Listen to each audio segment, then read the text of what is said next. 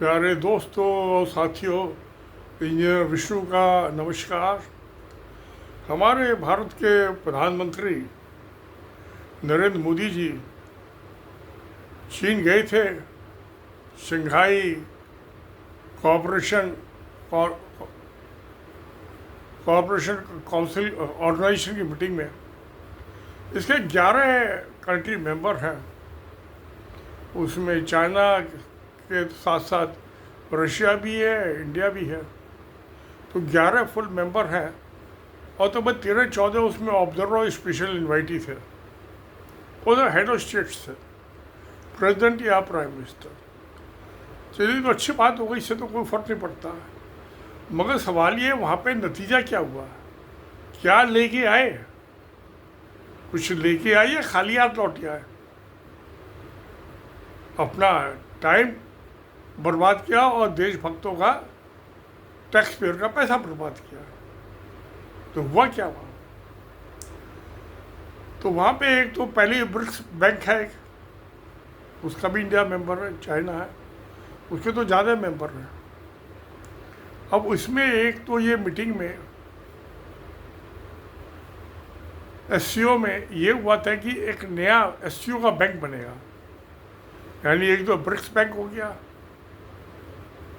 उसको new bank भी कह सकते हैं, उसको चाइना का भी बैंक कह सकते हैं। एक और एससीओ का एक और बैंक बनेगा। एक तो बात ये हुई, पैसे उसमें तो जो जितना शेयर डालेगा उसकी शेयर होल्डिंग होगी, जो सीड मनी होगी बैंक बनेगा। तो ये तो ठीक हो गई, अच्छी बात। क्योंकि जो वर्ल्ड बैंक है, IMF है,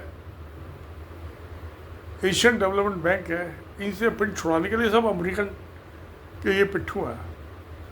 तो एशिया में अलग ये दूसरा बैंक बनाने की बात तो अच्छी बात है, इसमें कोई बात नहीं है।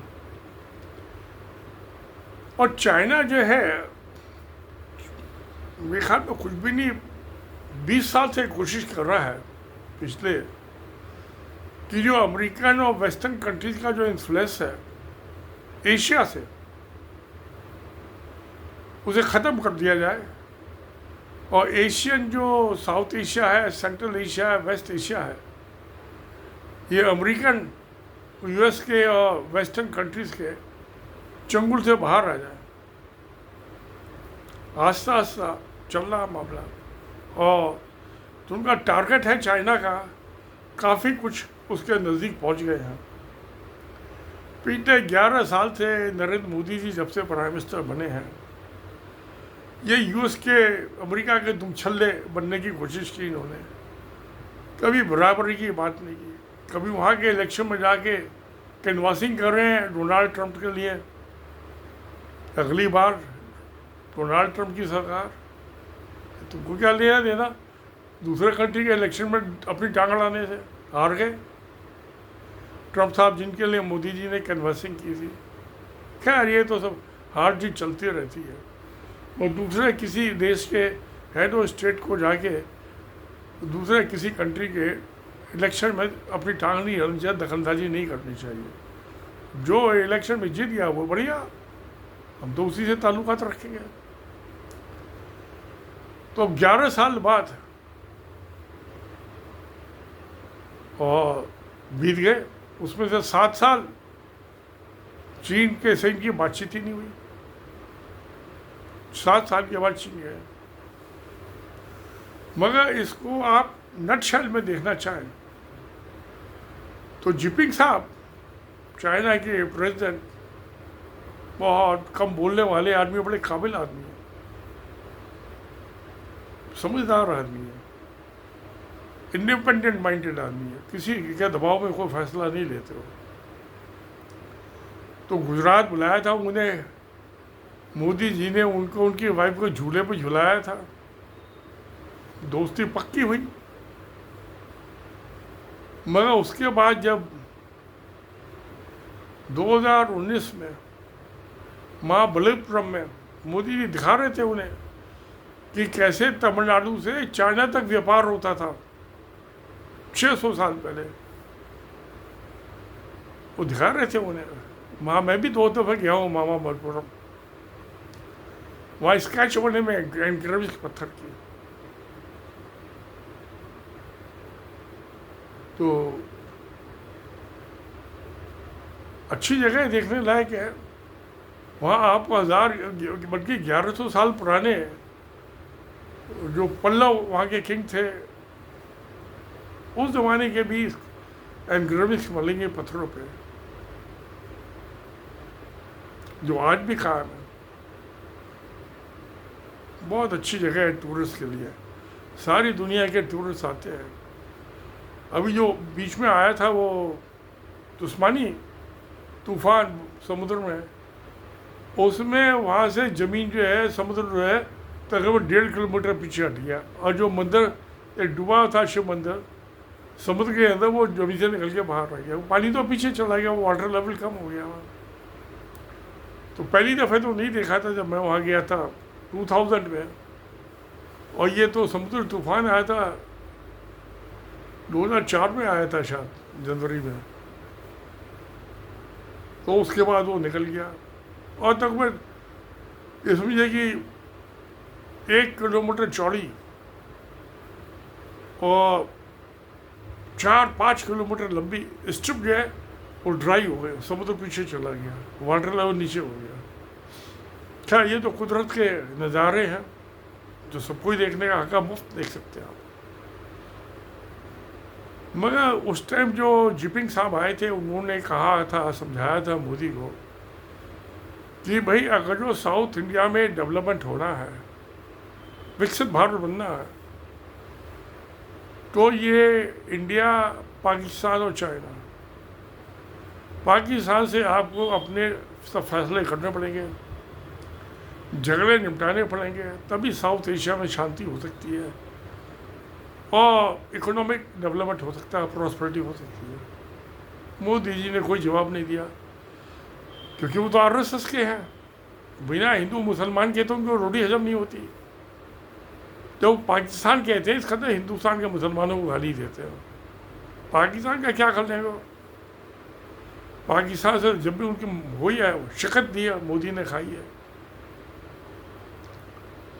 2016 में अटैक किया था रात को, 2019 का किया था, और कहा था घुस के मारेंगे, घुस के मारे रात को, और वो भी सिविलियंस, औरतों पे, बच्चों पे।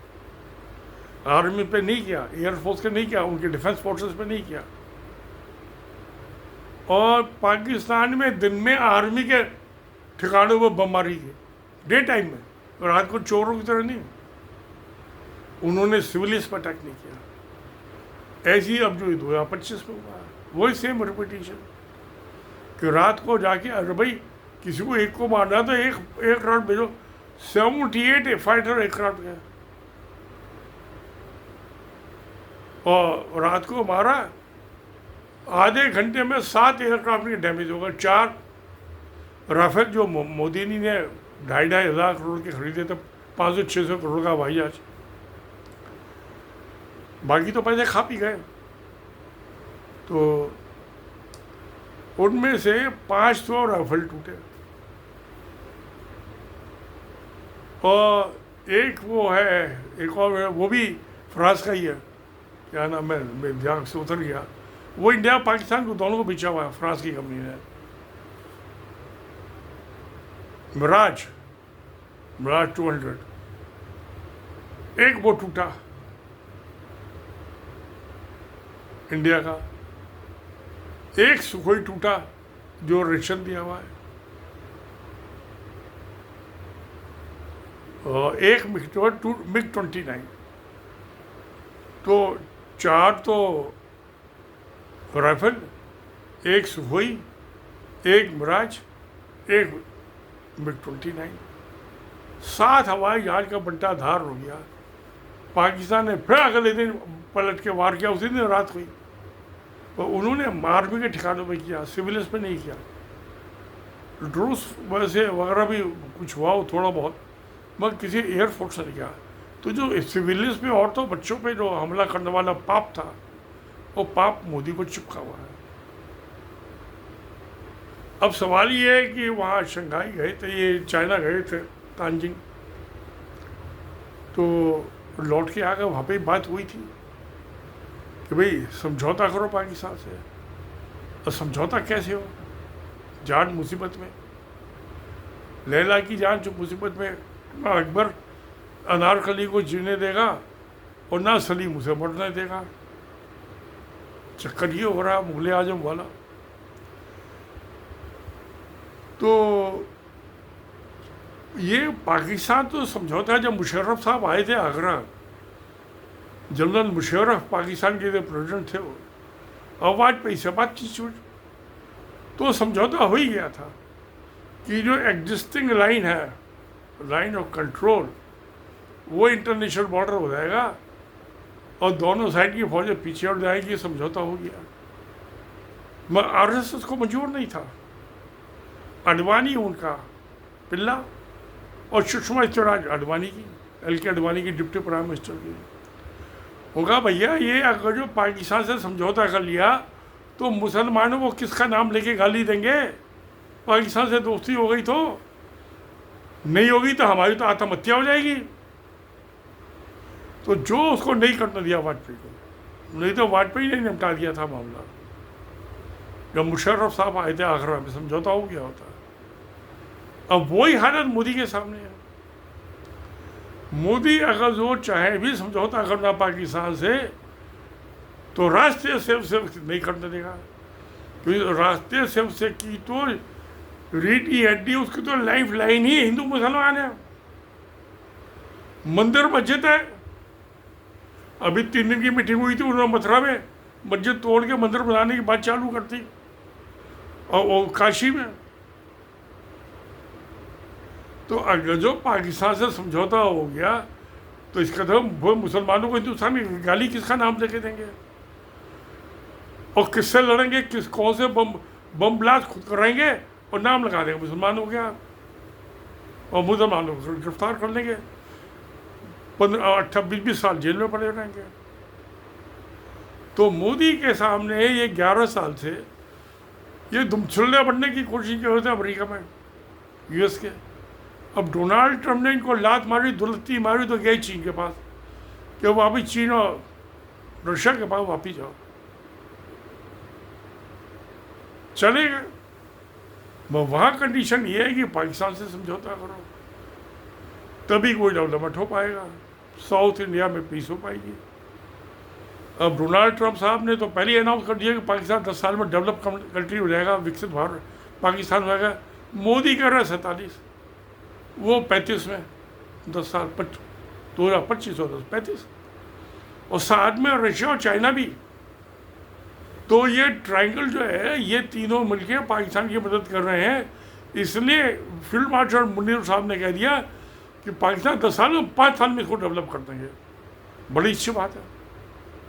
मोदी तो अभी 85 करोड़ आदमी को मुफ्त राशन दे के जिंदा रख रहे हैं, 2 टाइम की रोटी खाने के लिए नहीं है। ऐसी लूटपाट मचाई है आरएस ने 11 साल में। पिछले सारे कॉर्पोरेट से पैसा लूट लिया। जो CSR फंड होता है कम्युनिटी के लिए, वो सारा पैसा आरएसएस हो गया पिछले 11 साल में। मोदी ने जब 2014 का इलेक्शन हिंदू मुसलमान की बात नहीं की, मेजोरिटी मिल गई।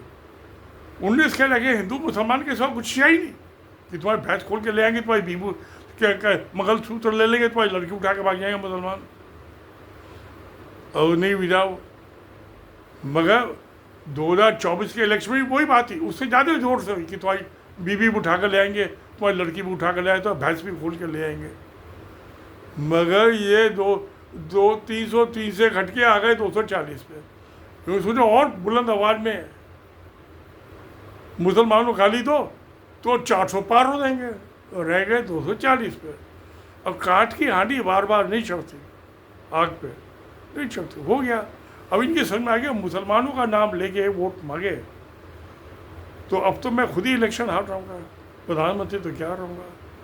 अब सवाल ये है कि मोदी तो समझौता करने को तैयार हो जाएंगे पाकिस्तान से, मैं क्या आरएसएस ने जैसे अड़ंगा मार दिया था वाजपेयी के, ऐसी नरेंद्र मोदी के नहीं मारेंगे। आरएसएस के जो है वो बैठे हुए हैं भागवत, वैसे ही उसकी पार्टी कोई 2 दफे से ज़्यादा प्रधानमंत्री नहीं बनेगा, ये बीजेपी का अध्यक्ष बनेगा, ये तीसरी दफा प्रधानमंत्री बना, वैसे ही खार खाए बैठे हैं। और इसको तो जल्दी से जल्दी निकालना चाहते हैं। तो मोदी के रहते तो समझौता हो नहीं सकता पाकिस्तान से, और कोई पार्टी कर ले इसके बस करना चाहिए, RSS नहीं करने देगा। हिंदुस्तान का बेड़ा गर्क हो जाए, पर हिंदू मुसलमान के बिना तो RSS की लाइफ लाइन है। तो ये तो प्यारे दोस्तों सच्चाई है। जब ये सच्चाई है तो मोदी बेचारा क्या करे, इसको क्यों ब्लेम करे। तो भाई सत्य में जयते। नमस्कार, धन्यवाद।